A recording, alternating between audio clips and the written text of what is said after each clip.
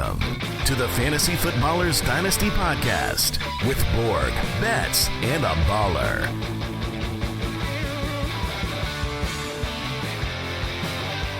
Welcome back. It's Wednesday, August 27th. Fantasy Footballers Dynasty Podcast. I'm your host, Kyle Borganoni, and I'm joined by Matthew Betz and Jason Moore. Hello. Week. Guys, we have 1 week till football. 1 week till football. That is insane. That's fantastic. A few days until my primary main league of record draft. And, of course, I'm in, I think, 4 drafts that are going on right this second. So I'll be in and out. Okay. Jason, I think we're in a league together right now. You'll have to let me know if I'm on the clock in that league. I think I'm up soon in a pick or two. So maybe making some mid-podcast selections. You are up in 2 picks. Okay.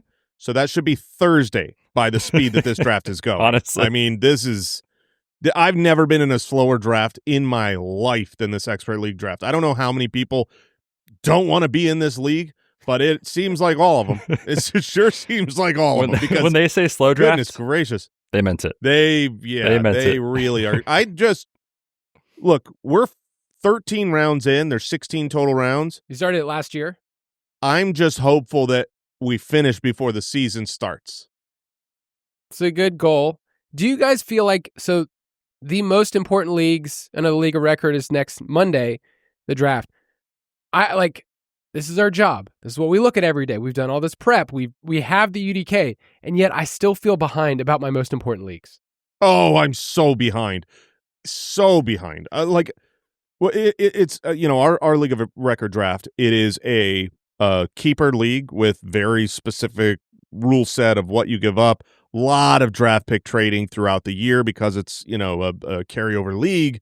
And so I'm like, I don't know who's available to draft. I know Bijan and Saquon are back in the draft, but I'm like, I don't remember who all's a keeper, who all's not. I haven't gone into the UDK and marked off all the keepers yet. What picks do I have? I don't know. I know I've got a 1 and I have no second round and no third round. I know that, but it's like, really, I don't. And the suckiest part for me, and this is, very, only applies to me and 11 other people in the league, is other people are starting to do work.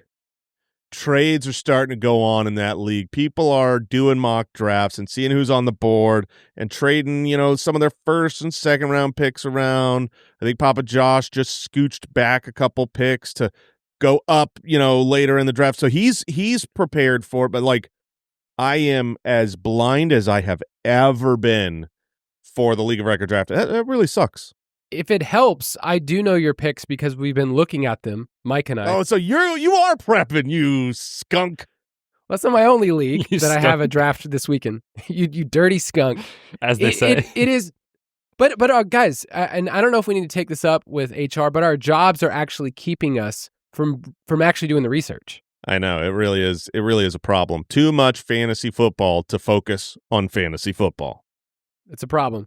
On this episode, we are going to be making our Dynasty Bowl predictions. And Jason, you have been doing that over the last day. You did it on the main show, including some things people didn't want to hear, some boos. Look, running backs get injured. You deal with it. It's as an part Eagles of fan, reality. I didn't want to hear that.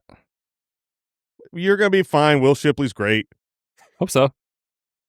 Super Bowl champion Will Shipley. Don't forget that, okay? Led you That's to right. a Super Bowl.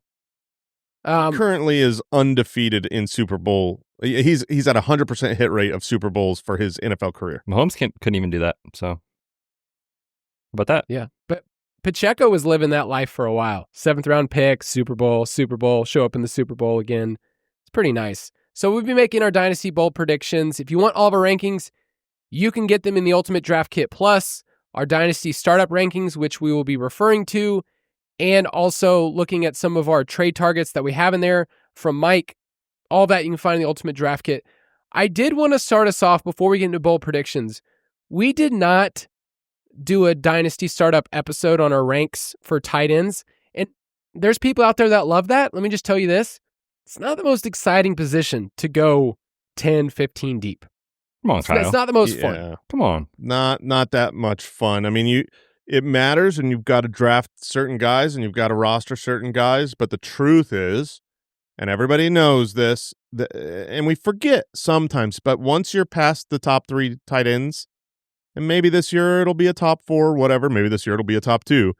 Once you're past them, being a good tight end, being a relevant tight end is irrelevant. It is not a needle mover. It's not a difference maker. You're just as good to stream matchups. Obviously, there's a Dynasty show, so it matters a little bit more here because you're not waiver wire streaming from endless choices. You're picking out of the 2 or 3 that are on your bench. And we brought up Nasty Boys. I know, Jason, you brought up Jatavian Sanders, Theo Johnson as a couple of okay, here's some young tight ends that maybe you can cobble together a tight end, 12 season, but you're not calling for those guys to just break out and be awesome. You're saying this is interesting. I wanted to go through our top 10 of startup ranks and just kind of poke some holes and see where things could change. Because a year from now, if we have a conversation about these rankings, what would be different? So we have Bowers and McBride 1 and 2. That's no surprise at all. That won't, and I don't think that'll be different. If one of them went down to a season-ending injury, they're probably back here next year. Is there any way Bowers is not tight end 1 next year? Yeah, I mean, obviously, if what happens this season is a Kyle Pitts-esque drop-off from the rookie year, he could take a tumble. There's a new coordinator, there's a new head coach, there's a new quarterback, so there's a lot of changes for Brock Bowers. If he's a top 5 tight end this coming year, which is not a very high bar, then he'll be right at this spot. He's 22 years old. He's got you can't take the rookie season away from him. So no, he's locked in. Yeah. The bigger conversation is where do you take him in a startup, which, we have startup strategy and startup rankings that you can find on our website, but beyond Bowers, it's McBride. And then our top 5 is LaPorta, Warren, and Loveland. So Betz, where do you see this going a year from now? Cause LaPorta, from where he was going in startups a year prior, it feels like, hey, one of these rookies could easily overtake him for tight end 3.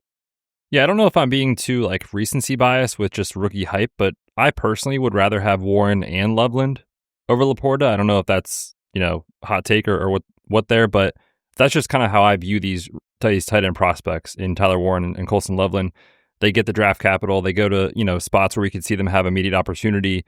And, you're excited about it, obviously. Now, LaPorta is a great player. There's nothing negative to say about him in and of himself. But just, I think when you look at overall ceiling outcomes here for these guys, I see a higher ceiling for these guys than LaPorta in their career arc, just given kind of what's going on in Detroit. Looking at Amon-Ra, Jameson Williams, and Gibbs, and all these guys, and it's okay, at some point, it's hard to sustain that level of greatness with all these weapons, which we just saw a year ago. And obviously losing Ben Johnson, we'll see how that plays out. But for me, I would take Warren and Loveland. Obviously, I like LaPorta in Dynasty, but I would take those guys over LaPorta right now. That could look silly in 3 months based off what happens this season, but that's where I'm at. Yeah, I mean, I think a lot of people are where you are, wanting the hot new rookies. I have them ranked behind LaPorta, despite me not believing that LaPorta is a sensational, he's not you got to get him early in startup drafts. We're always just making bets on the odds here. We're trying to say what's the most likely outcome. We know for sure that LaPorta is going to be a relevant scoring tight end for the next 6-7 years. He's still very, very young. He's 24 years old, so he's got a lot of career left, and we know he's good. We know he's going to catch touchdowns, be on a good offense. Now, obviously, if Warren pops off or Loveland pops off this year as a rookie, they will be way more valuable than LaPorta. So when you're drafting, you've just got to make that choice and be I want to swing for the fences. Yes. For me at tight end, when I'm early in drafts, don't really want to swing for the fences unless I know I'm hitting a home run, because I think the odds are that I'm going to hit a single. And so personally, I'm more happy with Warren over Loveland. Loveland, I think, is the guy that he scares me. I know we disagree here. Betz, you were a Loveland guy. You loved the tape. You loved the production. You loved the age. All sorts of great things. I didn't see it the same way. my notes are pretty good on Loveland. I went back and read them, and I was surprised that they were great notes in the black not book. That the notes, yeah, in the little black book. Not that the handwriting was outstanding or anything, but it was very, very positive about Loveland. But there's still some things I really didn't like. We talk a lot about dog meter on tight ends, and I don't know. He's not a tackle breaker. He's not a strong guy. He's dealt with injuries. His his situation. Does he care at all? His situation. Obviously, he's got the draft capital. But you talk about LaPorta being around a bunch of other people. Yeah, but LaPorta's around a bunch of other people on a awesome offense, proven that's a machine right now with a quarterback that we know what we have. Whereas Loveland he's got DJ Moore, and he's got Luther Burden, and he's got Roma Dunze. But then he's on an offense that has sucked forever with a franchise that's literally impossibly never had a quarterback throw for 4,000 yards. And they've been around for 100 years. And so it's like, he's the one that scares me the most, because where you're drafting Tyler Loveland or Tyler Warren and Colston Loveland, where you're drafting them is real. It feels like I'm putting my chips on black or on red. There's a chance that I hit, but there is an equal chance that I am burning that pick on, I'm just lighting it on fire, because the vast majority of tight ends do not work in the NFL for fantasy football purposes. It's interesting because of those top 5 we just mentioned, Bowers, McBride, LaPorta, Warren, Loveland, I think we'd all say that LaPorta has the best chance to lead them in touchdowns. And yet it's not sexy at all. Like, I remember a couple years ago, I was in a startup draft. I want to say this was like 4 or 5 years ago, and I took Kittle fairly early. I want to say it was like 3rd round or something. And I felt like I hit a double. It was nice. I've had some good seasons from Kittle. Yeah. And he's gotten older, and we've gotten extensions. But it doesn't feel like one of those picks that I look back at my Dynasty roster and I go like, man, I'm so glad I spent 3rd round draft capital. I didn't strike out, right? Like, I didn't whiff with that pick. And so if you were to take LaPorta wherever you are, according to our rankings, like, it can work, but these other guys are just sexier. The rest of the top 10 feels a little bit more volatile. So George Kittle's about to be 32, but he just got an extension and he's awesome. TJ Hawkinson could have a ton of value, especially at the beginning of the year. Addison missing, and I just feel like the splits when one of those guys, Addison or Jefferson, have been out, to Hawkinson's seen like 25% target share. And then the rest of the top 10, we have Kraft, Njoku, and then I have no idea what to do with Dalton Kincaid in Dynasty. I apologize if he's on your roster, because he's in no man's land. Like, once you get to tight end 9, 10, 11, 12, you're hoping for an outlier touchdown season, if we're honest.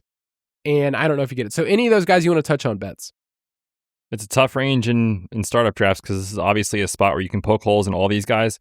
I think Tucker Kraft is really interesting if you think what he put on the field last year is the real deal. And, we're trying to figure out all summer, like, who's the wide receiver you want? There is a range of outcomes where the answer is Tucker Kraft. And so when you're thinking about like shooting for the moon and upside, it's not like he goes late in startups, but you're not paying premium for this guy. There is, I think, a ceiling for Tucker Kraft. We'll see. Njoku is always so exciting, especially with Flacco starting. But man, that the team systemically could just kind of, the bottom could fall out. I don't know if you guys have seen Harold Fannin is running with the starters. He's been in preseason. Like, when the starters rests, he rests. When the starters play, he plays. I don't know if they want to get a look at him later on when Dylan Gabriel and Shedeur Sanders are playing games, or what it is. So yeah, you can poke holes in a lot of these guys. I think Tucker Kraft, though, makes the most sense from a redraft projection standpoint, plus Dynasty long-term ceiling outlook, especially at his age, not even 25 years old yet. So I think Tucker Kraft is a nice, I don't want to say consolation prize, but one guy that you can take a little bit later relative to the other stars on this list and potentially get a ceiling outcome. Yeah, I think he's, of this group, it would not shock me if he ended up at 8, 9, 10 touchdowns. He was at 7 last year, and Jordan Love has been one of those outlier players over 5% each of the last 2 years where it could work. I'm in a league where it's the Main Ballers Dynasty League. We had to decide between Kraft or Pitts in a trade. And we're like, okay, so who do we include in this deal? And one, I'm the Falcons fan, and Jeremy, my co-manager, the manager, is a Packers fan. And I was like, God, I don't remember this trade. Who'd you end up with? We ended up keeping Kraft, trading Pitts to Andy, and then I guess Andy traded him to you. That's right. I've got Pitts now. And do you feel great about it? I feel fine about it. I think Pitts is going to be more involved. He doesn't have to be the guy for your team, right? Yeah, no, he does not have to be the guy for my team, thankfully. So he's young. He cost me nothing. So I tried during Kyle Pitts' rookie season, and I think this might have been with you in one of the leagues. I tried in both leagues to trade Travis Kelce 4 years ago. Okay, right before he went on his monster run of champion dominance for Kyle Pitts, but I'd throw in a first rounder. Travis Kelce and a first for Kyle Pitts. Thankfully, I was denied on that trade by everyone who I tried to get it from. Can you imagine if that went through? I mean, goodness gracious. I wish I had a running count of all the trades that just didn't work out, that at the time I can look back and go, oh, I put a lot of time and energy in this negotiation. It amounted to nothing, and I saved myself from hating myself. Yeah. To wrap it up here, if you are doing a startup draft, tight end to me in Dynasty is even more extreme than it is in redraft. I am fine. I've talked about on this show, like you could make an argument that Brock Bowers should be like the number 3 pick, the number 4, the 5, like super early. I am fine going after McBride super early, Bowers super early. It's a difference maker. It locks that up. It's a long time. Great. And almost after those two, like unless I get a value where you have to draft George Kittle, where you have to draft even LaPorta and Tyler Warren and Colston Loveland. Obviously, if those guys are in a separate rookie draft, great, go after them. But in a startup draft, where you have to draft those guys and the probability that they might become more, like if they hit, they're more than likely a LaPorta. It's like, so I would rather just draft a bunch of tight ends late. Like, you know what I mean? Like, Hunter Henry will cost you absolutely nothing. You could spend your last 3 rounds just grabbing just garbage tight ends and basically stream the position off your bench and not lose out on all the other running backs and wide receivers in startup rankings, in startup drafts that are actually valuable. Yeah, at the end of the day, I've kind of cobbled it together in some leagues. I wish I had McBride. I wish I had Bowers, but you can make it work. And you don't have to give up the high picks, and the opportunity cost is immense. Let's take a break, and then we'll get into these bold predictions.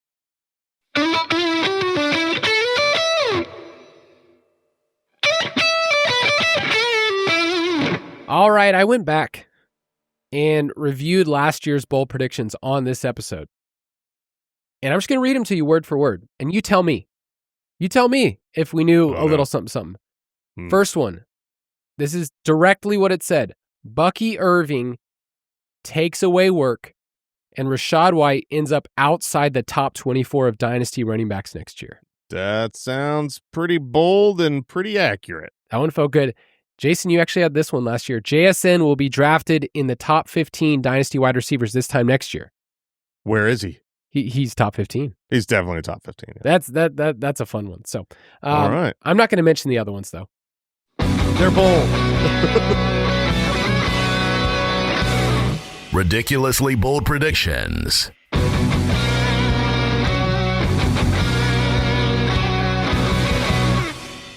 All right. We've each picked out 2 bold predictions for Dynasty that we hope a year from now will look smart. That's really the goal, is that you can look smart, or people just totally forget what you said. So, Betz, I will let you start us off. All right, fellas. I feel like this is a runaway train at this point, and I'm hopping on. Emeka Egbuka will be drafted as a top 10 Dynasty wide receiver after the season. And wow, when you think about kind of the path to get here, right? Of course, surprise first-round draft capital. Okay, that's nice. Yeah, but, Mike Evans and Chris Godwin and Jalen McMillan, and what's the target share? Okay, maybe it's a 2026 play for Dynasty. We also said in his prospect profile, he's the most pro-ready NFL wide receiver, but some, in the community have kind of questioned his overall ceiling. It's like, he's really good, but like, is he going to be great? And since then, we've had the Chris Godwin saga with the ankle. Of course, we know he'll be back at some point this year, but seems to be behind in his rehab, or at least not where he thought he would be with the second procedure. So then you have the question marks of that, plus the age concerns with Godwin. Mike Evans, we'll see where this goes with his career. Obviously, he could walk away at any point after the season, depending. And then you have Jalen McMillan, who we think is a solid wide receiver, but not a difference maker. And Emeka Egbuka was already going to leapfrog him on the depth chart. Now he's out for 2+ months, probably 3 months. So the runway is cleared for Egbuka to not just be like an incredible rookie pick that we had, in your rookie drafts, but even in redraft leagues, like he is getting steamed to high heaven. 6th round, 5th round of drafts. I've seen him go in the 4th round of some drafts. Like, ooh, at this point, that's too much.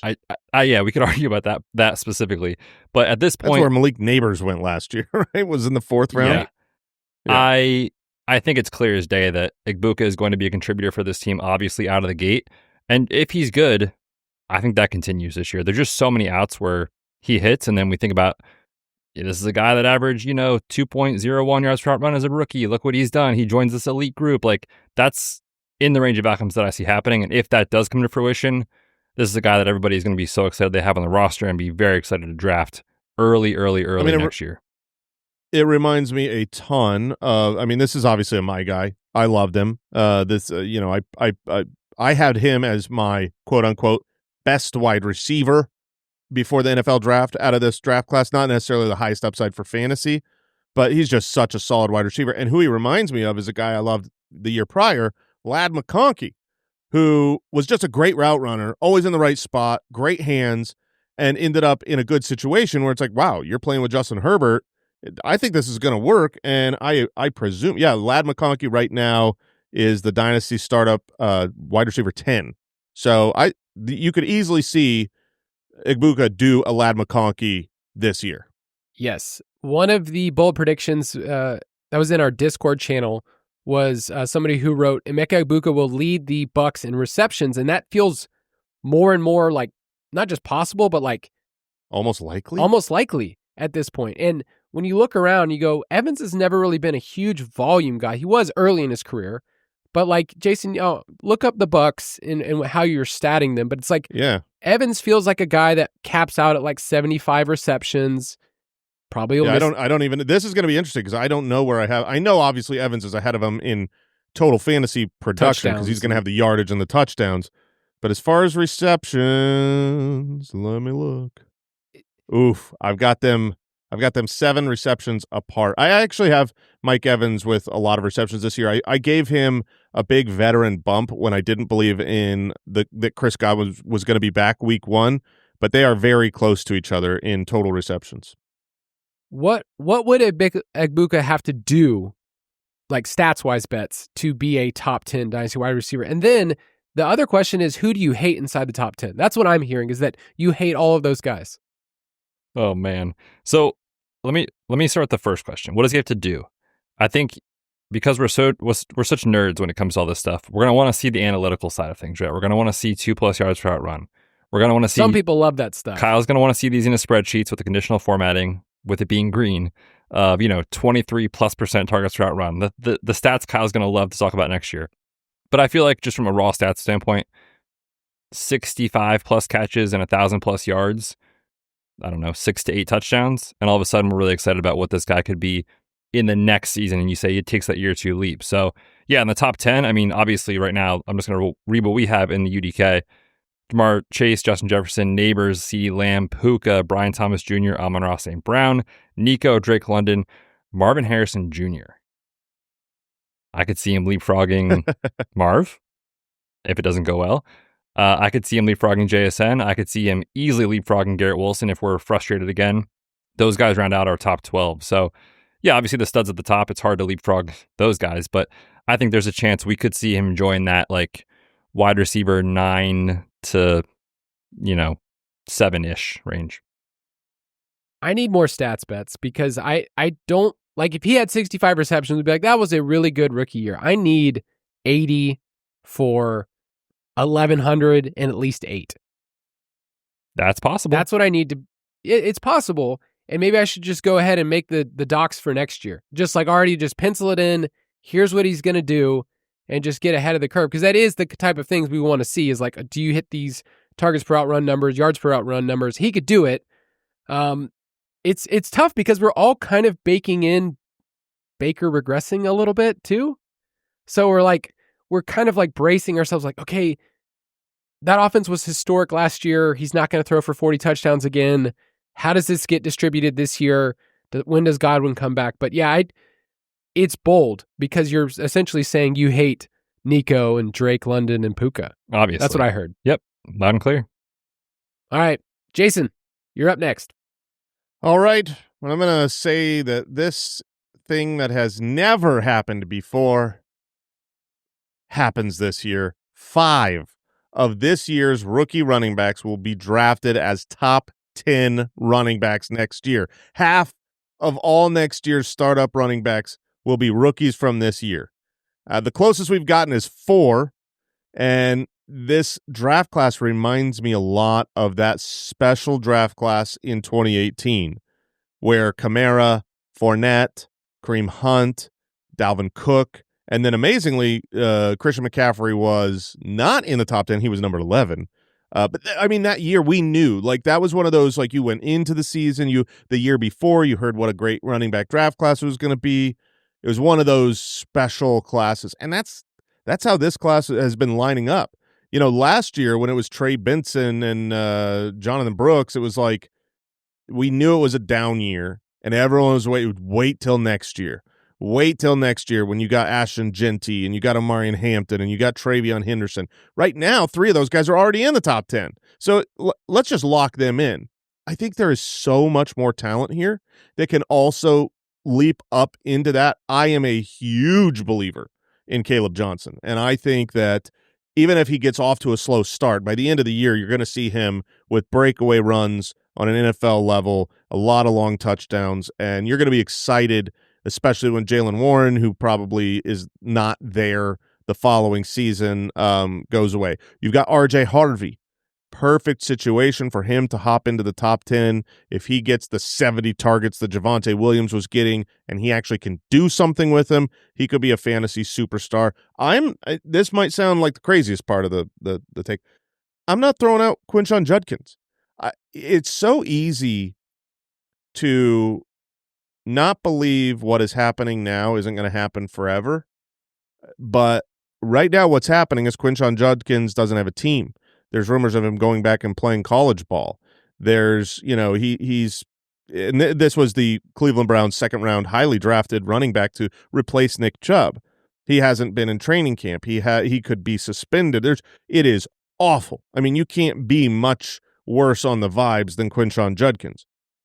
But if tomorrow or next week or whatever, they do sign a contract and he gets back on the team, he's the best running back on that roster. And in the second half of the year is probably going to be, dominating for total volume in that backfield, just like Chubb used to get.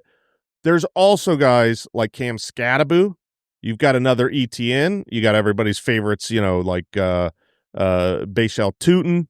You got Bill Krowski.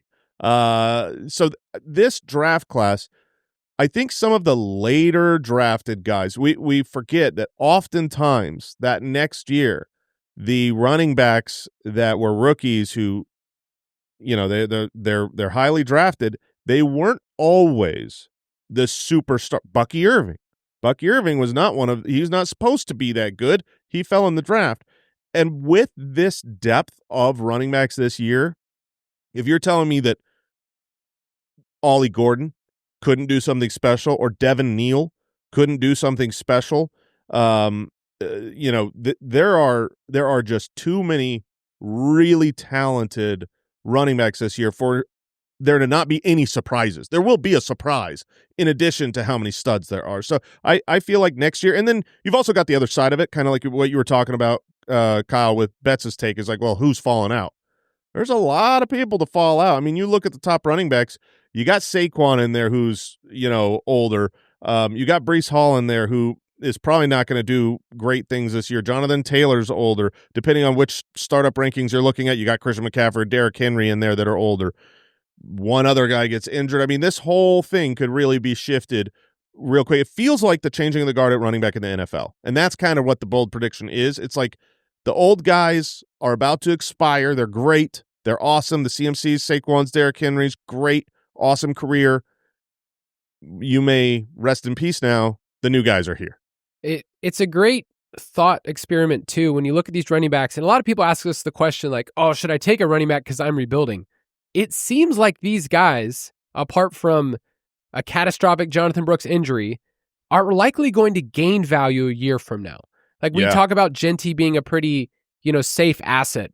Hampton, Henderson's on a rocket ship. But what you're saying, Jason, is of this group, you highlighted 5, you can add 6 if it's Judkins, and then there's probably a wild card, right? In that group that you mentioned of like, I did not see Bucky Irving being this valuable in Dynasty.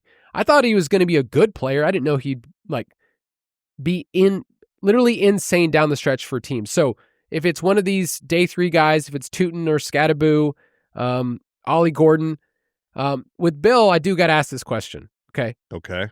When we have our Dynasty startup show next year, when we go through the running back tiers, will he be in the top 20 running backs? He will not be in the top 30 running backs. All right. Betz? He's talented. Well, real quick, I just want to say he's talented. I hope he pulls through and all of that. But the odds of a 7th round running back who's still on a clogged depth chart being a top running back, that's to say not only that he does something good. Like remember, Dameon Pierce had a great rookie season, and then they went out and got Joe Mixon. It's like that doesn't mean that the Commanders don't draft they need a running back. They need a star running back, and they could very well get one next year, even if Bill does good. It feels like taboo to say anything that's not like, if you don't say Bill is going to the Hall of Fame, then you're just, you're a hater. It's what it feels like. But I do feel like we've reached the point where we need to be careful with how we frame this. Like, obviously for redraft, the pathway is not clear, but like clearer than it was a month ago. This is still, like Jason said, in Dynasty, a 7th round rookie running back that feels a lot like in 2 years, we have the conversations like, remember that guy on the Commanders? Remember Bill a couple years ago on the Commanders? Like, he feels like he could have that flash in the pan moment and then obviously not be, what we all hoped he could be. So I kind of share that with you, which is why we talked about the trade I made, 2 shows ago. Just like, I'm just going to strike while the iron's hot and play the odds here. And we'll see if that works out. Obviously, I hope Bill is great because it'd be very fun for our show. But I'm with you. I do think, real quick on this kind of like day 3 group, Ollie Gordon is so interesting. Like, we talked about him in the prospect profile going from 2 years ago when he won the Doak Walker Award, best running back in college football, to what he did last year. The offense fell off. He was not super efficient. I'm just going to read the list of Doak Walker Award winners and say maybe there's something in there that's untapped. Ashton Genty this past year, Ollie Gordon 2 years ago, Bijan Robinson, Kenneth Walker, Najee Harris, Jonathan Taylor twice, Bryce Love, Donta Foreman, okay. Derrick Henry, Melvin Gordon, like, I don't know. So you're saying Ollie Gordon? Maybe. Yes, but the ones that were drafted by the NFL did well. The ones that were not drafted by the NFL, I do like, he has a window at least. That's what I mean. That was and that was the conversation with Bill when we had it earlier this offseason. When we talked about him on the Nasty Boys, is this roster is going to turn over. And that's all it was, just a window of opportunity. Jason, we talked about him last week. Of course, we talk about him every episode, let's be honest. And I basically have said, ever since I've talked about him as a Nasty Boy, I almost don't want it to work anymore. because because it's me. Yeah, exactly. Kyle can't have You're fun. against the grain, whatever the grain is. If the grain is there, no, the bit, amazing, lasts forever. Oh, Bill Krosky. Bill Krosky can whistle in 12 languages. Oh man, I can't good. tell you how many comments, emails, DMs that I've gotten from people. Please get this on the show, Kyle. I have one for you. So, like, oh yeah, that's the new thing. People don't want fantasy questions anymore. Yesterday's episode, I don't know, it was like 6 p.m. and I was looking it up, and there were 46 Bill Krosky jokes in the comments, and everyone's talking about, oh my gosh, this is the greatest bit of all time. This is so funny, whatever. And then there's like 1 or 2 guys that are like, It wasn't ever funny. And it's like, dude, you must be so fun at parties. Can't wait to hang out with that guy. Just have fun, man. They're stupid. They're stupid on purpose. That's the whole point, is that stupid is really, really fun and funny. Yeah. And this game is a little stupid. All right, I'm going to give mine real quick because it's a Falcons one. So I thought I'd get out of the way. Okay. Jason on the main show talked about how the Falcons could win the division. Will win the division. They'll win the division. Nothing will happen to Bijan that's ever bad. It's only good. Right. I want to throw this out about Kyle Pitts Sr., by the way. He's a senior. He's leveled up since we last saw him. My bold prediction is that he resurrects his dynasty life and he's a top 8 dynasty tight end next year. So noticed that we didn't talk about him in the quick question because he's not there in our top 10. He's not in our top 12. He's like hanging around tight end 13, 14, 15. And the weirdest thing about Kyle Pitts is he actually became more of an inline tight end last year, which is like, no, I don't want that for my fantasy tight end, especially a guy with his skill set. My biggest issue with Loveland when I'm looking at him is he's kind of been along the same lines of the hybrid slot tight end wide receivers like Gesicki, like Kincaid, like Pitts that don't really have a spot in the NFL. I think Loveland's a way better blocker than these dudes. So Pitts, though, you really have to find this blend. And so I just want to ask you guys if I'm delirious, if I have too much hope, or my other area, just aside from being a Falcons fan, is that like the math tells me it could work, and that's the You side always I'm going go back with. to the math. The math makes sense because they really need him. We talk about Darnell Mooney not being there, Ray McLeod. Like there's obviously going to be a lot of targets going to Drake London, and he's great. Bijan's going to get dump offs, but you have to have more targets in an NFL offense. This is a team that doesn't have a great defense. It's going to be throwing the ball a lot. So the math really does say that Kyle Pitts has to be very involved. It's almost difficult to make the Falcons' numbers make NFL sense without a good market share going to Kyle Pitts. Like in the UDK, the way that we stat these guys out, I think it's very helpful for situations exactly like Kyle Pitts, where emotionally we don't want to believe, we don't want to buy in. We want to just be done with him and talk about how slow he looked and how he couldn't turn left and whatever bad things we saw. But sometimes that gets too much in the way, and it gets in the way of what is just a fact. Charles Clay long ago on the show was Mr. Necessary. He was not a great prospect. He was not a world-class tight end. He was very important for fantasy on a regular basis because he was Mr. Necessary for that team. They just didn't have other options to throw the ball to. And so Kyle Pitts, if Kyle Pitts doesn't get it done this year, I mean, I feel like we said it last year as well, but the situation is even better. No real tight end target competition, barely enough wide receiver target competition. So, I know we're going to be talking about Kyle Pitts a little bit more this week later on. I won't spoil that, unless I just did. Kyle's eyes got big. So, we'll see. I have 2 things to say about this. One, Drake London may lead the NFL in catches this year, looking at the depth chart. 2, if you're predicting this, Kyle, are you saying he has a bounce-back season and then re-signs with Atlanta? Or is he a second contract guy somewhere else? If I had to bet, I think he gets a bag if he has this type of season, and we'll go through some of the numbers, but like he seems like a prime candidate to get a bag somewhere else and be the dude in an offense that just needs targets somewhere, and then they figure out a year after they win the division, like Jason said, they'll try to figure it out because the depth chart is embarrassing. Like I thought about not even posting this here in our doc because beyond Darnell Mooney, you mentioned it, Ray McLeod, there are no other NFL wide receivers. It's Jamal Agnew. It's Casey Washington. It's Cordero Hodge. There are nobody else. They That's cut a DJ Chark. hodgepodge of players. It's embarrassing. Like I don't even want to bring it up. So he's needed. He's 24.8 years old. You don't want to hear about that. But here's what I really want to throw out there. Guys, he has 6 total red zone touchdowns through 4 years in the NFL. 6. It's not great. And the way that he is used and this way this team has functioned with Arthur Smith and now with Zach Robinson is they've just run the ball effectively when they've gotten inside the red zone. If some of that changes a little bit, I know they just had an offensive line injury with their right tackle, Caleb McGarry, then you're seeing a little bit more of room for Kyle Pitts to actually get inside the end zone. Guys, he had as many fantasy points inside the 10 last year as our producer, Al Borland. 0, like none. Nothing inside the 10 at all. He had no catches inside there. He wasn't that important, yet he was running the routes when it was the time. It's not like they took him off the field.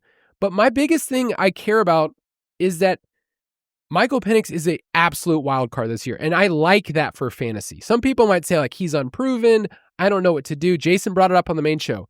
I want to invite that volatility if I have a player, because the range of outcomes is, what if this dude throws the ball 35 plus times a game and their defense sucks, which it does, and you end up having these huge games, which we saw at the end of the year. Against Washington, they lost in overtime, but Penix didn't even get the ball in overtime. Next week against Carolina, they lost 38-44 in overtime. They didn't even get the ball in overtime. It's like there's all these opportunities for Penix as a player that's very, like, the only player to compare him to, I hate this, is that it's Tua, who has a high ADOT when they throw downfield, and then who has a low time to throw. Tua's the only guy, and he's obviously a lefty. There were some volatile outcomes when everybody thought, hey, Tua's not that good. We don't like this team. And then all of a sudden they burst out for the first 2 years under McDaniel. That's what I'm hoping for from Pitts. Jason? Well, Tua threw it a lot to Jonnu, so maybe Pitts. I do hope that they figure out how to use him. That's been the biggest problem for Kyle Pitts, is just figuring out how to get him involved. But the nice thing is this is a contract year, so maybe Pitts, who looked like he was a little slugging it, he looked a little like didn't want to be there. He wants that contract. He wants that bag. All right. I do have to throw this out there, though. Like, he was drafted by the Arthur Smith regime, correct? Yes. And at the times, like, we're going to utilize this guy. We're going to take him over Jamar Chase. Stuff like that changes so often in the NFL that when we attach players to regimes or play callers, it's so irrelevant 2, 3, 4 years down the road. It's just, that's painful for me to think about, is like, he was drafted with this role in mind with Arthur Smith, and maybe that's his best season ever as a rookie, and we're just, living in the poop of Kyle Pitts ever since. Let's take a break, and we'll get to some more bold predictions.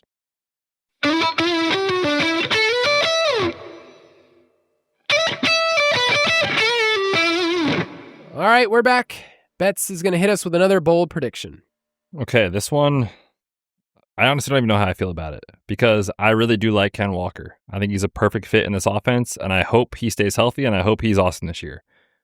But my bold prediction is that Zach Charbonnet is drafted 3+ rounds ahead of Ken Walker next year in startups, because he takes the job, he's back as the starter next year, and Ken Walker leaves in free agency. That's my story. And let me tell you how it goes. So Ken Walker in a contract year, obviously.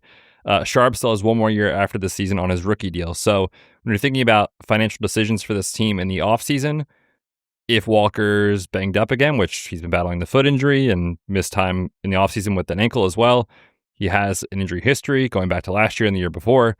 If they just are kind of like fed up with the lack of reliability, maybe they stick with Sharps next year. We're already hearing rumblings from kind of trusted beat reporters that this could be more of a split than most of us think. From ESPN last week, Brady Henderson, covers the team, does a great job, put out basically this article highlighting how Sharp has been viewed in practice and everything like that. And I thought the quote from Clint Kubiak was kind of eye-opening. They asked him what makes an elite running back. He said, number 1 is intelligence. Number 2 is longevity or just availability.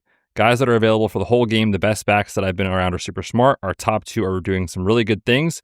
But Charbonnet, his mental approach to the game is extremely impressive. He does not flinch.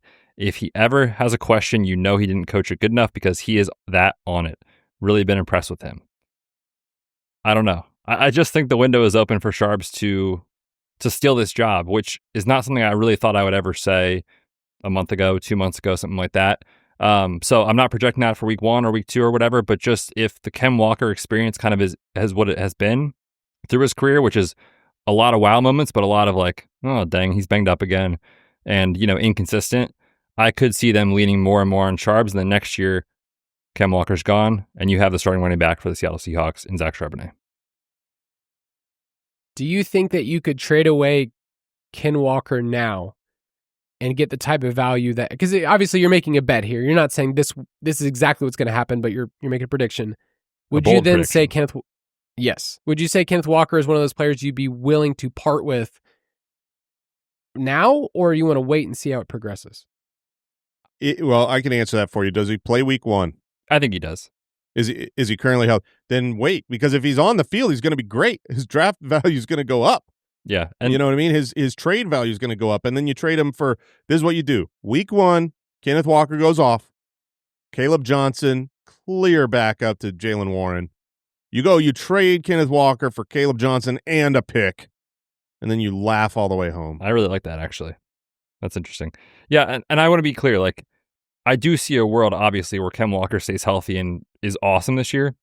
My approach to the Seattle running backs this year, in general, is not like, which one is the right answer, which one do I want? I want to take shots on both these guys across different formats, but when you're looking at Dynasty, the Ken Walker contract year is really tricky. Like, I would have thought if they really valued him so much to be their running back of the future, they would have kind of taken care of this before camp was over and, the season started.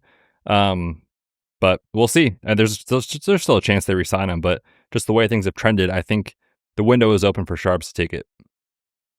Did you see that the fight that broke out between the Packers and Seahawks was 100% related to just Ken Walker being bald? No. What? Yeah. Is that real? That's real. Like what are you talking about? The Packers cornerbacks were quoted by many people there as saying, like, they were saying that because his head is shaved now, he looks like an old man. They were making fun of him. Oh my gosh. And they were making fun of him, and that started a fight? Yes. That was like, why did you get in a fight? Oh, he called him ugly. He's bald. So what? Wow. Can you imagine how many fights Josh would be in? Oh, man. You don't want to mess with bald people. In fact, he'd die. Just... All right, am I up? You're up. Okay. My bold prediction for 2025 is that Jaylen Waddle will become the wide receiver 1 in Miami, and he will go from being drafted as the wide receiver 30 this year to wide receiver 15 next year, despite being a year older. It's not usually the stage of a career that you see the wide receivers jump up, but this one is going to happen. What if I told you that last year Jaylen Waddle was good? How do you feel? Do you believe me? Deep down, you don't. I do believe you because I've been just watching. I've been a Waddle truther for 3 or 4 years in a row now, and it just hurts, man. But I think the general public would say no because it's been so frustrating. Yeah, I mean, he finished as the wide receiver 46. He did jack squat. He had a consistency rating of an F. Only 23% of his games were even usable, so the vast majority were not good. And that's why he is in startups, in redraft leagues, everywhere. Like, Jaylen Waddle is just assumed he's not a good football player. But that's not true, and we're going to find out this year. Let me walk you through his season. Okay, week 1, the Dolphins come out. He is 5 for 109. That's pretty great. That's 16 half PPR fantasy points. Okay, so the next week, Tua gets injured, and he's gone for the middle chunk of the year. When Tua gets back, if you look at weeks 10 through, you can't go through the rest of the season because Waddle got injured at the end of the year. You got to take week 15 out because he only played 30% of the snaps, didn't even have a catch. But if you look at weeks 10 through 14, when they were both on the field together playing full games, that's 5-game sample, he was on pace for 1,326 yards, almost 90 receptions. He was averaging 15 fantasy points per game. So it's like we don't think that he was good. But what happened was when Tua went down, the backups came in and they stunk, and they just hyper-targeted Tyreek Hill. They had Tyreek Hill out there on the field, and they're just like, they're throwing to him, they're throwing to John. Waddle was, a secondary read in this offense. And when you're playing behind Tyreek Hill with backup quarterbacks, you're going to be a complete odd man out, and he was. I mean, you look at the stretch of games between those when Tua went down, he was on a 17-game pace of 488 yards. I mean, he was uninvolved in this offense. And it's not because he's a bad player. He's a very good player. It's just because he was there with Tyreek. Tyreek got the targets. Tua wasn't there. Now go into this season. Tyreek has been dealing through camp with injuries. He hasn't even been out there for all of camp. Tyreek himself looked pretty bad by Tyreek's standards. I mean, he ran 200 more routes this last year and had almost 1,000 fewer catches. Even when you just look at the games with Tua, to be fair, significantly worse than the year prior, obviously towards the end of his career age-wise. If Jalen Waddle, who has been the rave of camp, Jalen Waddle himself has come out and talked about the struggles last year really helped him double down and become more determined. He said it was really easy when he got in the NFL. Everything just happened quickly and easily, and he thought it would just stay that way. So, he's lax, but he's treated this offseason amazingly. He's the rave of camp. He is going to be the wide receiver 1 over Tyreek for this offense this year. And when that happens, and Tyreek Hill is another year older, and Jalen Waddle is still a young, prime wide receiver coming into next year, there will be no doubt. I mean, I think Jalen Waddle will skyrocket. He's one of my favorite mid-round picks this year in redraft because I think people are not remembering how the season went. Now, Tua could get injured again. Okay, guilty as charged. You got to worry about that with the kind of concussion history he's had. There's ways that it can go wrong for everybody, but we see why it went wrong. And the truth is, when Tua's out there, when he's got a real quarterback, he's been very, very good. In fact, we were talking about like a 5-game sample. We have 49 games played where Waddle is playing with Tua, and he averages 15 fantasy points per game, the same as he did last year. So I'm not worried about that. If you want to worry about the Tua injury, okay, Waddle's still good. And Waddle's being drafted like he is legitimately not a good wide receiver. That's foolish. This pleases me, Jason, as somebody who just clicked the button. No, in a league I'm in? In a league that we are all in. It's a company one. I was very pleased to get him where I did. And the volatility, I think, is what we all are scared of. But you mentioned it, like he's been a top 15 wide receiver over the last 4 years when Tua is playing. So when Jason made the prediction of him, he's being drafted in startups right now as the wide receiver 30, and he could be the wide receiver 15 next year. That's what he's already been, not just like in theory. And if you look at his value in Dynasty the last 3 years, a couple years ago, he was the wide receiver 6 in Dynasty startups. Like he was the hotness. And then a year 4, 18, and then right now 30. It's been trending the wrong direction. I think we all think, oh, well, it obviously can't get better. It can for a player who is, how old is Jalen Waddle? 26? 25? 26. 26. Yeah. There are so many outcomes. Now, there is an outcome that exists that this team stinks and they clean house and all of that stuff. But I think he's talented enough that we throw aside the Jonnu stuff. Like the little blip on his career, like, remember that year Jonnu caught a ton of passes and ruined that year for everybody? For literally everybody on the team? Mm-hmm. That's gone. I was going to say, a lot of people talk about that with Achane, right? It's like, well, he's gone, so Achane benefits. It's like, well, what if Waddle benefits, right? And I think he will. And you got kind of like Egbuka. It's like the seas are kind of parting here for Jalen Waddle with, Jonnu gone. I hope Achane's fine, but late training camp calf injury, we know how those can go.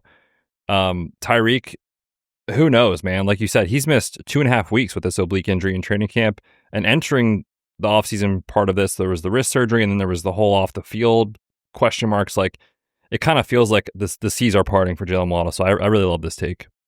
And Tyreek Hill goes from a $56 million dead cap this offseason to next year. They have a potential out after this season where he's not. It would still be a double digit dead cap, but you can get out. This would be the year you would get out of Tyreek Hill. Like Kyle said, if everything goes wrong and the team clears house, you're not getting out of Jalen Waddle. I mean, he's 2028 is where his potential out would be to leave just enough dead cap on the books. All right, final bold prediction for me is going to be that Marvin Harrison Jr. and Rome Odunze, they pay off on their top 10 NFL draft capital, and in Dynasty, they're both wide receiver ones. So they're both top 12 this next year. Right now, Marv is kind of seen right there, right outside that, wide receiver 12, 13, 14.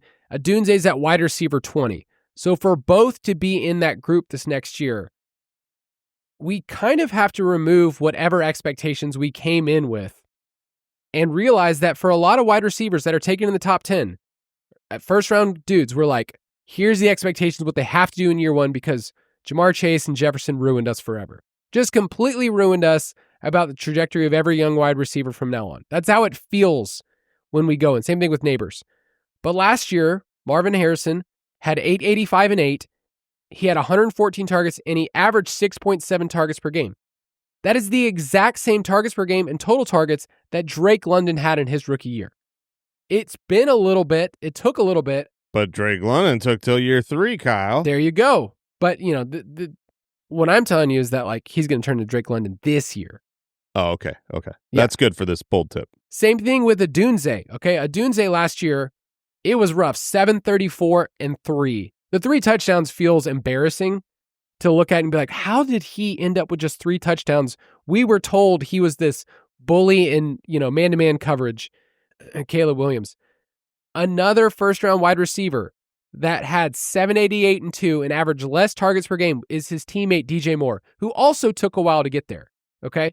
So for those guys, it was a longer trajectory. London took 3 years. DJ Moore really took what, like 4 or 5 years?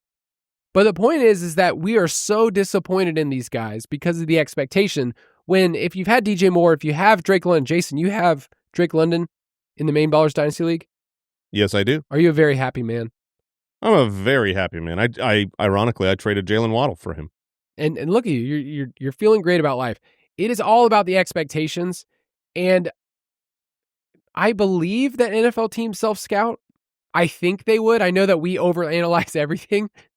Are the Cardinals going to self-scout what they did with Marv last year? And are the Bears going to do the same thing with Odunze and realize the type of routes they were getting these guys to run are just so low in terms of catch rate, in terms of yards per out run? I know they don't care about fantasy points, but they really, really low on there. 69% of Marv's targets were 10 plus yards downfield. He didn't get a ton of easy layup throws. His contested catch rate wasn't great, and year to year that can change. Same with Odunze. So both of these guys, I feel like if I have them right now, I'm holding, knowing that I think that there's better things on the way. And I really just want to ask Jason that, like, Drew Petzing. Drew, come on, buddy. Does he care about life? Does he care about the way he looks? Does he care about us? I don't think he cares about how he looks based on how he looks, but I do think he cares about winning and cares about life. And I respect that. You know, when I look at the Cardinals offense and try to judge it under the microscope of the offensive coordinator, and is this a smart offense? Is this a well-run offense within the talent that it has and the lack of talent that it has? I like most everything about it. The run scheme, the pulling guards, the downfield blocking, the utilization of, you know, a great tight end when you've got one. I like it all. The specific routes they put Marv on last year were so infuriating. I couldn't wrap my head around it. Like, why are you just sending him down the field? And by the time he turns around, like, the play is over and over and over. That was very frustrating. I do believe, based on everything else around that one situation, that it will get better. And honestly, you can't necessarily put that all on Drew Petzing. It could be the best routes that Marv should have ran last year if he wasn't ready for the others. And we don't know that. But I do expect them to implement Marvin Harrison more as the number 1 target in the offense and less as the number 2 target. I'll just follow up real quick on Rome. You know, you've seen some stuff out of Bears camp with like DJ Moore doing unconventional wide receiver things. Like, I think Rome is going to line up as that true X receiver this year for Ben Johnson. What does that mean? Who knows? but they've got DJ Moore, doing some stuff out of the backfield and stuff like that. And Luther Burden, they're reportedly very high on him. We'll see. But if you guys recall kind of talking about him coming out of Missouri, like he was so tough to evaluate because a lot of his stuff was at the line of scrimmage and was kind of a slot guy. Like the Rome breakout this year is that he is on the field all the time and Caleb hits. And it's just better than it was in year one. I think he has that role to start the season. We'll see, man. We'll see. If I think Loveland's going to be good and they've got all these other guys, then, someone has to lose out here. But it's Loveland. We'll see. Is it Loveland? It's all of them. It's all of them. What if Caleb just isn't that good? Well, what if he's just fancy Jameis? All right, we're going to wrap up the podcast. We'll see you next week. We'll be jumping into week 1. And every single week with you throughout the season, we'll be doing film reviews. Make sure you check out the Ultimate Draft Kit, ultimatedraftkit.com. And see ya! Thanks for listening to the Fantasy Footballers Dynasty Podcast. If you want to take your dynasty skills to the next level, check out thefantasyfootballers.com.